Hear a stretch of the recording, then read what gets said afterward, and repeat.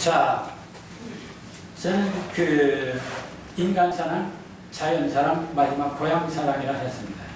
그래서 이 고향사랑을 드러내는 시로서 제가 이 연꽃의 노래를 하나 예를 들었습니다. 몇 번 예를 들었습니다만은 한번 다시 좀 보겠습니다. 그리고 한번 읽어보세요. 네, 유경희 선생님. 네. 네.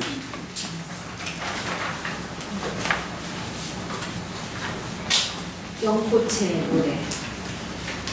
난 물이 좋아. 비 맑은 물이면 더욱 좋지만 진흙탕 물이라도 좋아. 더러운 것도 좋아. 물로 사는 나의 식욕은 뭘 먹어도 공사가 날마다 순수를 개설하고 시퍼런 결백으로 푸르른 깃대 하나 삼고 파란 하늘만을 바라보며 널 기다리는 그리움의 거거든. 난 뜨거운 것도 좋아. 활활 타는 햇살이면 더더욱 좋아. 널 쓸카장 먹고서야 봄부터 기다려온 여린 꽃봉오리 붓기붉은 가슴 활짝 열고 내가 오는 소굴이 용궁길에서 청사초롱 불꽃으로 피어나거든. 네, 좋습니다. 뭐 고향에 대한 얘기가 뭐 여러 가지 있을 텐데 뭐 백마강에 대한 시도 있고 도서산도 있고 뭐 역사적인 얘기도 있고 그중에 또 여기 참 연꽃 축제도 있고 또 서동 연꽃 축제 이것은 상당히 이 부여를 상징하는 그런 것이기도 합니다. 그래서 어찌서 나도 이 부여 고향, 이 부여를 상징하는 연꽃을 생각하면서 어떻게 시를 쓸까 하고 써본 것입니다. 아마 매년 여기서 연꽃 축제할 때 여러분들 연꽃시를 또 시화전도 할 것입니다. 그럼 이런 생각을 할 겁니다. 매년 이거 연꽃에 대해서 제목으로 시를 쓰려니까 뭘 어떻게 할까, 이거 똑같은 제목으로 뭐 어떻게 써야 될까, 뭐 그런 생각도 할 수 있겠죠. 그런데 시를 쓴다고 하는 것은 우리가 상상력을 구사해서 시를 쓰는 건데 상상에는 세 가지가 있다고 그랬습니다. 창조적 상상, 연상적 상상, 그 다음에 중요한 것이 해석적 상상입니다. 해석적 상상. 여기서 이 세 번째가 중요합니다. 그러니까 이런 겁니다. 연꽃이란 제목을 어떻게 해석하느냐. 그야 해석이 얼마든지 다양하게 할 수 있지 않습니까? 그러니까 100개, 20개고 얼마든지 쓸 수가 있는 거예요. 힘이 들 수는 있겠지만 한 제목을 어떻게 해석하느냐에 따라서 얼마든지 쓸 수 있죠. 해석의 문제입니다. 그러니까 우리가 그건 연꽃에 대해서 그 아무게 썼는데 그 사람이 해석이고 나는 나의 해석이라는 것입니다. 그러니까 우리는 같은 제목을 얼마든지 쓸 수가 있습니다. 해석만 달리하면. 자, 그렇다면 내가 이 연꽃의 노래에서 어떻게 해석했을까? 그 초점을 여러분들이 보아야 할 것입니다. 자, 여러분들 연꽃이 난 물이 좋아. 막지 맑은 물이면 더욱 좋지만 진흙탕 물이라도 좋아. 더러운 것도 좋아. 물로 사는 나의 식욕은 뭘 먹어도 공사가 날마다 순수를 배설하고 시퍼런 결백으로 푸른 깃대 하나 세우고 파란 하늘만을 바라보며 널 기다리는 그리움이 되거든. 여기서 가장 핵심적인 키워드는 난 물이 좋아. 그런데 물이 좋다는 얘기는 다 해요. 그 다음이 바로 나의 독특한 해석입니다. 막힌 맑은 물이면 더욱 좋지만 진흙탕 물이라도 좋아. 요게 저의 독특한 특별한 이제 액센트를 준 해석입니다. 왜냐하면 여러분들 불교에서도 가장 존중하는 것이 연꽃입니다. 그 왜 연꽃을 존중하느냐? 그 연꽃의 특징을 말하는 것 중에 가장 대표적인 말이 그 밑에 외모가 있습니다. 이재영모라는 것이 이재영모. 이는 뭐 멀리하다, 쟤는 여러 가지. 영자는 물들을 영, 오는 더러울 옴. 그럼 이게 뭐예요? 연꽃은 진흙탕에서 자라지만 그 잎과 꽃이 더러움에 물들지 않는다. 지조를 지킨다는 더러움. 그러니까 예를 들어서 선비는 선비 정신을 지키고 어떤 착한 사람은 착한 양심을 지키고 끝까지 양심을 지키는 것이죠. 그러니까 썩고 더러운 세상에 물들지 않는다. 이게 바로 이제영어고 그게 불교 정신의 핵심입니다. 불교가 연꽃을 좋아하는 이유이기도 합니다. 또 많은 사람들이 시를 쓸 때 그렇게 씁니다. 그런데 저는 여기서 그러면은 물들지 않는다. 그럼 물들지 않는다는 것은 피한다는 얘기가 되겠죠. 이자가 그런 겁니다. 떠난다. 그러니까 더러움에 물들지 않고 그 모든 것들에서 떠나는, 피하는 자세입니다. 고고한 자세죠.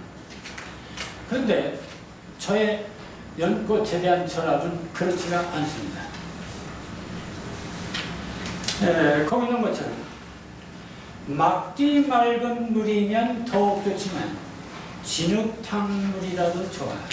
더러운 물이라도 좋아. 나는 더러운 것을 피하는 게 아니라 더러운 것을 막 먹어요. 먹어서 분해해서 소화시키는 것이죠. 여기에 그 역발상이 있습니다. 그러니까 제가 이 연꽃을 쓰면서 많은 사람들이 이런 이제영어 이런 그 전통적인 이런 주제 속에서 썼다. 나는 진흙탕물이라도 좋아, 더러운 것도 좋아, 물로 사는 나의 식욕은 뭘 먹어도 검사, 모든 것을 수용하는 자세, 배격하는 자세, 기피하는 자세가 아니라 수용하는 자세. 그게 어쩌면은 저의 철학과 관계가 있는지도 모릅니다. 자, 그 다음에 두 번째입니다. 난 뜨거운 것도 좋아. 활발 타는 햇살이면 더더욱 좋아. 널 식가장 먹고서야 봄부터 기다려온 여름 꽃봉오리 붓기 붉은 가슴 활짝 열고 내가 오는 서울의 영문길에서 청사처럼 불꽃으로 피어나가든. 네, 요 대목입니다. 여기도 저는 좀 신경을 좀 썼습니다. 뭐냐면 난 뜨거운 것도 좋아. 활활 타는 햇살이면 더더욱 좋아. 그 불교 사상에 또 이런 게 있습니다. 그 화출연화. 그 불꽃에서 태어난다. 무엇이? 연꽃이. 연꽃은 불꽃에서 태어난다. 그게 화출연화입니다. 그 연꽃 사상의 아주 중요한 사상입니다. 화출연화. 그러니까 연꽃은 물에서 시궁창에서 태어난 게 아니라 불에서, 불꽃에서 태어난다. 그렇게 그 불교 사상의 아주 중요한 핵심입니다. 화출연화. 저는 그 사상을 또 내 나름대로 또 해석을 했어요. 그건 뭐냐면은, 자, 그럼 이 화출연화가 뭐냐? 왜 그러면은 연꽃을 불에서 태어났다고 말하는 것인가? 그것은 이런 겁니다. 불가에서 수도하는 자세. 그러니까 성불이 되려면, 부처님이 되려면 말이요. 적어도 부처 성불이 되려면 화출연화의 자세를 가져야 된다. 그러니까 불꽃에서 태어나는 연꽃 같은 존재가 되어야 된다. 그럼 그 불꽃이란 무엇인가? 욕망의 불꽃, 번뇌의 불꽃입니다. 그래서 그 욕망의 불꽃이나 번뇌, 그것을 삼독심이라고 말하죠. 삼독심. 그래서 아상, 악연, 아취. 이게 나야. 이게 내 의견이야. 이게 내 것이야. 하는 이게 삼독. 이 세 가지를 끊어내야 제대로 연화, 연꽃이 된다. 성불된다고 보는 것입니다. 그 문제는 인간들이 그 세 가지를 끊어내지 못하는, 이게 화출련이에요. 그러니까 부처가 된다고 하는 것은 그런 그 연꽃, 그 뜨거운 그런 욕망의 번뇌에서 벗어나야 되는 것입니다. 그런데 저는 그런 그 욕망의 번뇌에서 벗어나는 그러한 해석보다 난 뜨거운 것도 좋아, 활활 타는 햇살이면 더더욱 좋아, 늘 색가장, 그러니까 연꽃이 생기는 뜨거운 것을 좋아한다는 것입니다. 그러니까 이 뜨거운 것을 좋아한다는 얘기는 오히려 그만한 열정, 그만한 사랑, 그러니까 그 무더위를 이겨내고 오히려 뜨거운 그 자체를 오히려 좋아하는 자세, 그러니까 그걸 벗어나는 자세, 그러니까 종교적 자세보다는 오히려 그것을 사랑하는, 뜨거움으로 사랑하는, 그래서 그걸 이겨내는 막 이런 것이죠. 막 그렇게 해서 저는 여기도 조금 그 뜨거운 사랑의 불꽃을 좋아하는 그런 그 사랑의 불꽃으로 저는 오히려 생각을 했다는 것이고, 그 결론이 뭐냐, 내가 오늘 소불이 영문길에서 총사처럼 불꽃으로 피어나가던 데 있습니다. 그게 뭐예요?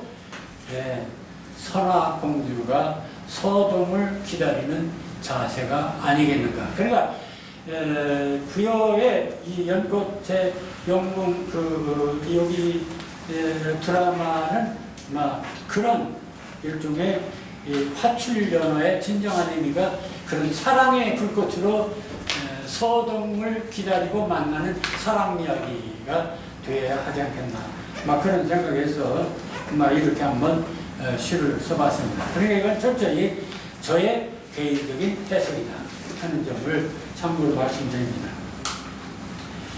자, 그리고 제3기에 넘어가서 저는 이제 지상적 구원에서 천상적 구원과 영적 시학, 그러니까 후기 시학이 바로 십자가 시모나 내가 나를 사랑하느냐 하는 철저히 그 기독교적인 신앙시를 쓰게 됩니다. 이런 그 신앙시 속에서 제가 드러내려고 한 이것 중에 하나가 여기 사랑한다는 것은, 그 다음에 주여 춤을 추게 하소서, 이 두 편의 시입니다. 그래서 먼저 사랑한다는 것은 이 시를 누가 한번 써볼까요? 최규하 지부장님 한번 해보세요. 네.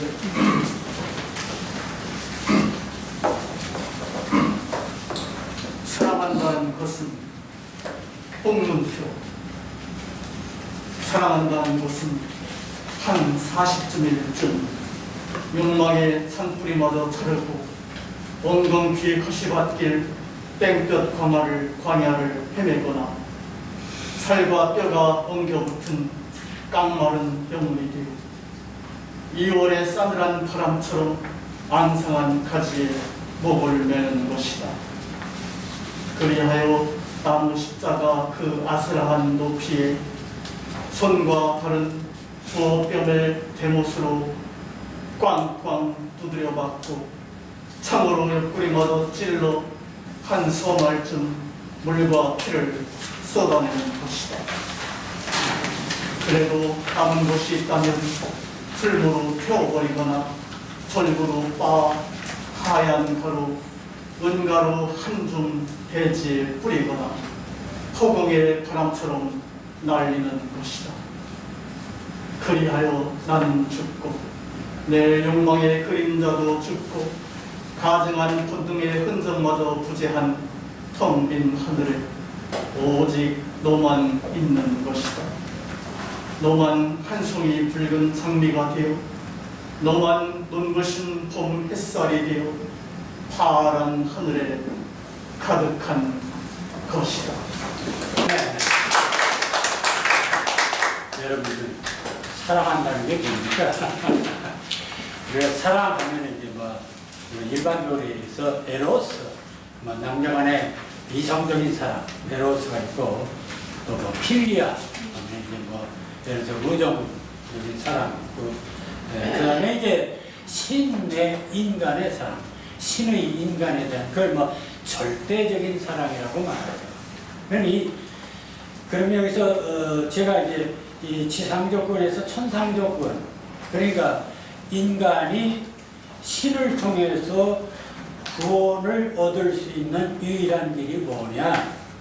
그것은 바로 신의 절대적 사랑이 아니면은 안 된다. 그러니까 신의 절대적인 사랑인 아카페적인 사랑을 우리는 생각해야 된다. 그래서 저는 이 신의 아카페적인 사랑, 그건 바로 절대적인 사랑이에요. 어떤 이성적인 서로 이해관계가 있는 사랑도 아니고 오직 나를 희생해서 너를 살리는 절대적인 사랑입니다. 그러니까 그러한 사랑, 자, 사랑한다는 것은 한 40일쯤 욕망의 천뿌리마다 자르고 엉겅퀴 가시밭길 땡볕 광야를 헤매거나, 이건 좀 기독교적인 얘기입니다. 그러니까 하나님의 아들이란 예수 그리스도가 이제 세상에서 이제 구원의 교를 선포하기 위해서 광야에서 40일 이제 헤매면서 이제 헤맵니다. 막 그 과정입니다. 인간의 신의 인간의 첫 출발은 욕망의 잔뿌리 맞아 자르고 엉겅퀴 가시밭길 땡볕 광야를 한 40일쯤 헤매는 거라. 두 번째, 살과 뼈가 엉겨붙은 깡마른 영혼이 되어 2월에 싸늘한 바람처럼 앙상한 가지에 목을 매는 것이다. 십자가에 매달리는 것이다.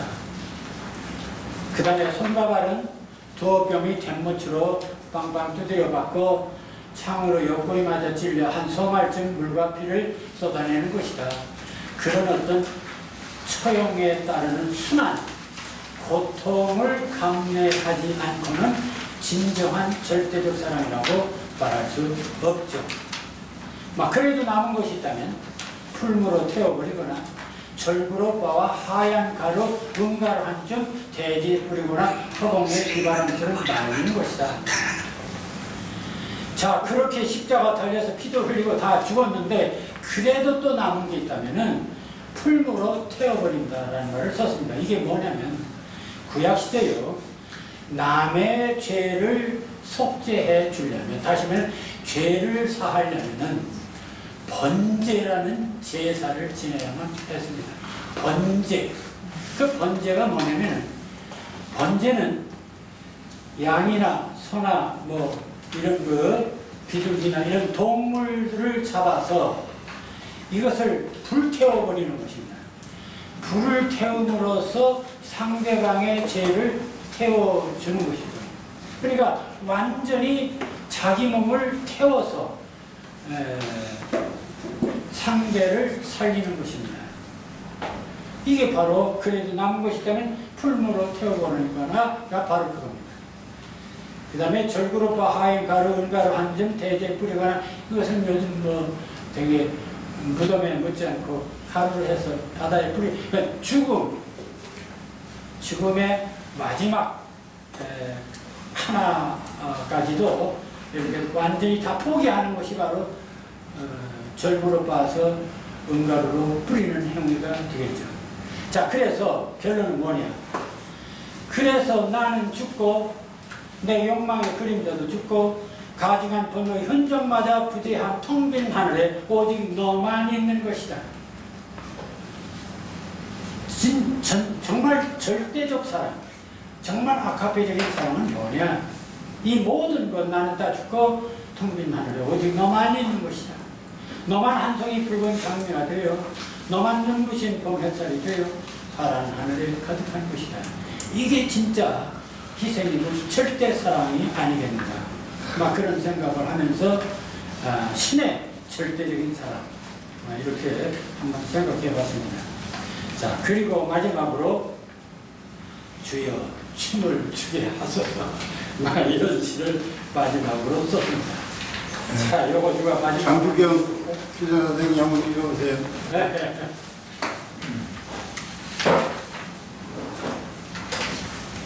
주여 춤을 추게 하소서. 슬픔이 변하여 춤이 되게 하시는 당신의 누우신 말씀이 꽃밭에서 내 슬픈 영혼도 하얀 나비 노란 나비 호랑나비 되어 노을노을 춤을 추게 하소서. 비옷을 기쁨의 비옷으로 갈아입히시는 당신의 아름다운 궁전에서 내 헐어진 영혼도 새똥으로 때때옷 화려한 은총의 비옷을 입고 지화자 장단으로 덩실덩실 춤을 추게 하소서. 미움은 사랑이 되고 죽음은 오히려 부활이 되는 당신의 놀라운 자유의 나라에서 내 가난한 노래는 당신의 시가 되게 하시고 소고치고 장구치고 할렐루야 지화자 좋다. 너와 나 모두 심령으로 뛰어노는 주여 그런 춤을 추게 하소서. 네. 여러분들이 나보다 좀 연세가 아래니까 아니요 죽음에 대해서 생각하지 않겠지만 자 마지막에 뭔 얘기를 하고 갈까요? 뭔 노래를 부르고 갈까요? 저는 마지막 주여 춤을 추게 하소서 이런 시를 한번 읊어가면서 가면 어떨까 하는 생각을 해봤습니다. 자 이런 겁니다. 이 지상적인 기쁨, 행복이라는 것은 육신적인 어떤 만족감, 이런 행복감, 그런 것이겠죠. 그러나 정말 행복한 그 행복감은 무엇일까? 그건 이제 정신적인 기쁨도 있겠지만요. 그 종교에서 그런 말을 합니다. 가장 인간이 행복한 그런 구원의 어떤 상태랄까? 이런 그 상태는 무속신앙에서도 나옵니다. 무속인들이 신과 접했을 때, 접신 상태, 이게 바로 엑스타시가 됩니다. 신과 내가 접했을 때가 가장 황홀합니다. 그때 무당은 춤추기 시작합니다. 아닙니까? 그러니까 가장 신과 내가 접했을 때가 최고로 아주 그 열람, 그 기쁨, 황홀경, 어떤 새로운 세계에 빠지는 것이죠. 그러니까 이것은 지상의 세계가 아닙니다. 어떤 상식적인 세계가 아니라 초월의 세계입니다. 그리고 그 초월의 세계에서는 춤이 나옵니다.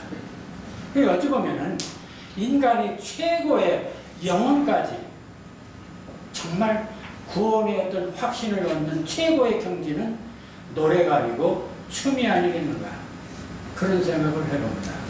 그리고 불교에서는 그런 경지를 법열이라고 말하죠. 그럼 기독교에서는 뭐라고 합니까? 충만함 이렇게 말해요. 충만함의 경지, 완전히 거듭난 경지죠. 그러니까 구원의 확신을 얻은 거듭난 경지, 그리고 그것은 신과 함께 있을 때 가능한 일이죠. 이런 상태, 그러니까 신과 하나 됐을 때 그런 상태입니다. 자, 그래서 마지막 구원의 마지막은 결국 신과 함께 있는 경지까지 가는 것. 그리고 그것을 예술적으로 표현할 때 춤이다. 이렇게 말할 수 있는 것입니다. 자, 그래서 주여 춤을 추게 하소서. 슬픔이 변하여 춤이 되게 하시는 당신의 눈부신 말씀이 꽃밭에서 내 슬픈 영혼도 하얀 나비, 노랑나비, 호랑나비 되어 노을노을 춤을 추게 하소서. 나비를 이미지로 쓴 것은 화신, 죽은 사람이 나비로 변한다거나 이런 그 화신의 하나의 이미지가 나비죠. 배옷을 기쁨의 띠옷으로, 배옷은 아주 제수의 옷이며 아주 하층 노예의 옷입니다. 띠옷은 귀족의 옷입니다. 갈아입히시는 당신의 아름다운 궁전에 내 헐어진 영혼도 색동옷 때때어 화려한 은총의 띠옷을 입고 지화자 장단으로 덩실덩실 춤을 추게 하소서. 지화자 장단을 한국적인 결합을 넣었습니다.